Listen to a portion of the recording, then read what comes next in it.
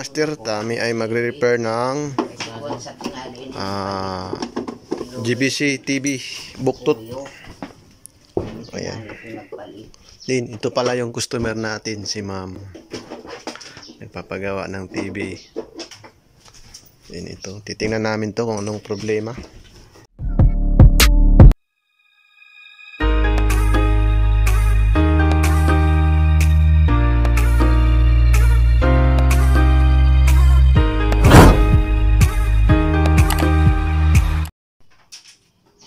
Ayan mga kamaster, ito yung board. Saudi. Mura yun na palit-lida. Mga master, binaklas na. Ayan, sundan yung lang yung video nito kung paano ito i-repair. So, ang gagawin namin is mag-convert kami ng universal board. Ayan. Paano to i-connect? Lalagyan namin to yung universal board. Ayan, ito yung board na ipapalit natin doon. Universal board. Ayan mga master, ito yung laman sa loob ng board.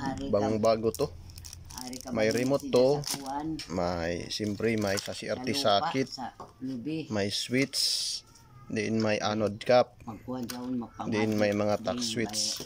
So ayan, ilalagay na namin to doon. Sundan nyo lang yung video para may matutunan kayo.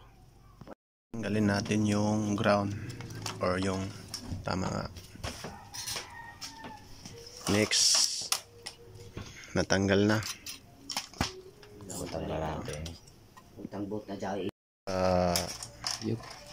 Yoke sa vertical, yan ipasok natin dito.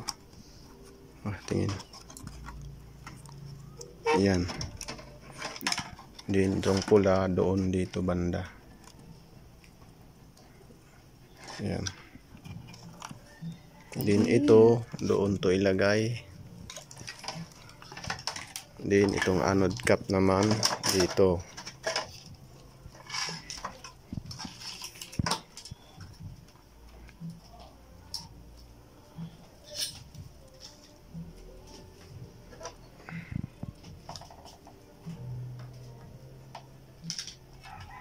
Yun, ilagay na yung ground. Ayan.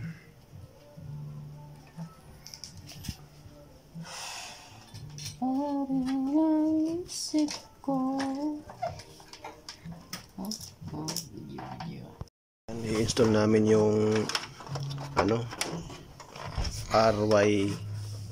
RYW, yung para sa video at sa audio. Yan, lagyan lang namin ng pandikit. Diskarte na lang kung ano yung idikit nyo. Pwede glue gun, pwede yun, fuse glue. Butas para yung mga butiki hindi dyan pupunta. Kasi tag-modify na natin to into universal board. Lagyan natin ng bulk screw para pag naglagay ng audio video hindi matanggal. Panigurado. Ayan, okay na yan. Hindi na makapasok ng butiki.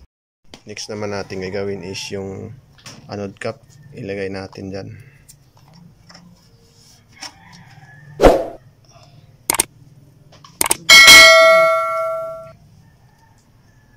Lagyan ng fuse glue para hindi lumabas yung singaw ng kurente. Then next, ilagay na natin sa lagayan.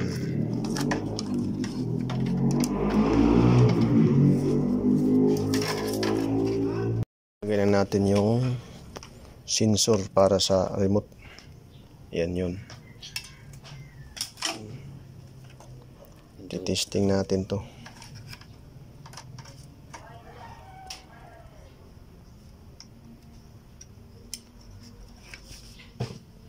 Next, yung galing sa speaker doon papunta dito, may naman nakalagay dyan na speaker. So ilalagay natin yan.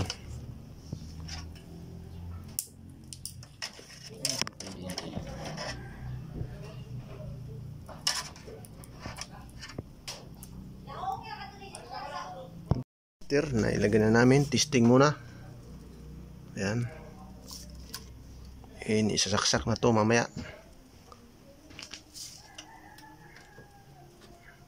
Ayan, saksak.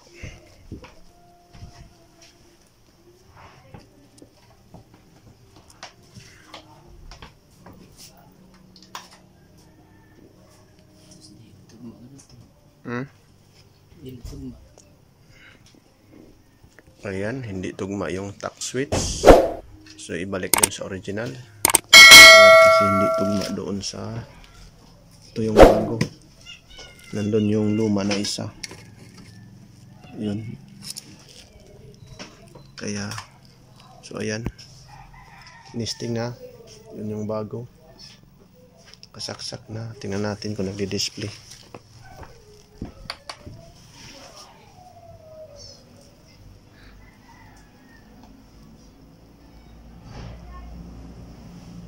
So ayan na mga master, nag-display na siya pero hindi full screen. Ayan mga kamaster, inano sa remote, ni-reset para yung ma-full screen yung video.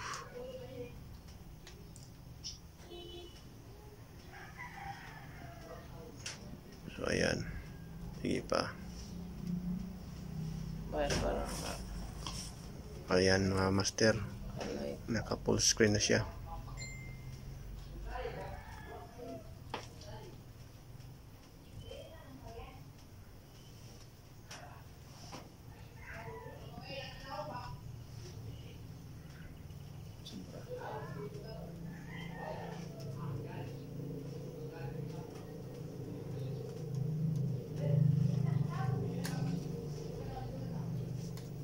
Testing na ito mamaya sa signal.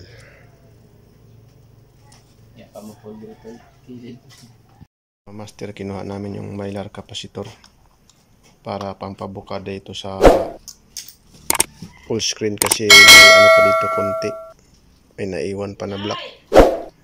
So ayan, yan yung diskarte pag hindi nag full screen. Yan ang ilalagay namin.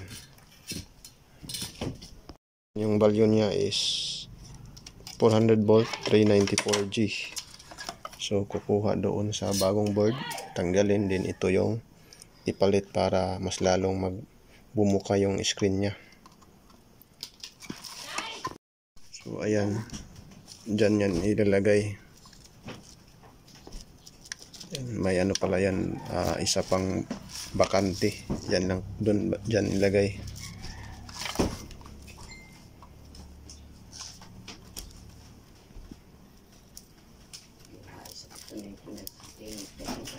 Ibalik na naman. I-try naman ulit. Kuya, pinayin kuya. Sintos. Palit ka ng biskwit. May tulak. Ay, abikon. Ay, juice.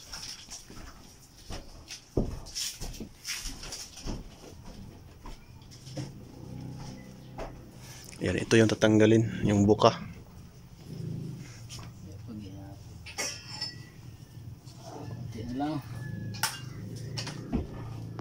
Hindi pa bumuka. So kukuha tayo ng wire doon na sa vertical. Kukunin natin yung blue na wire, din i-connect natin yung isa pang mylar capacitor na pinalit doon sa bago. So dito ilalagay.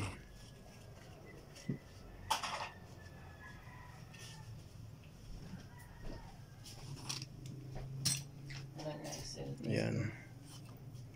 Din yung isa dyan ilalagay. I-post ko na lang to para hindi haba yung video. Ano na base kay mama? Pagkatapos na ilagay yung mylar capacitor ulit, isaksak, titingnan natin kung bubuka ulit dito. Okay. Bata ni PB, umayak na kuha. So ayan mga master, na tanggal na yung itim dito sa gilid. Bumuka na siya. Ini dugay na sabi ni Madao. Ayan. Ilagay namin to ngayon sa receiver. Mga master, sinarado na namin. Then, itesting namin sa receiver para makita yung picture.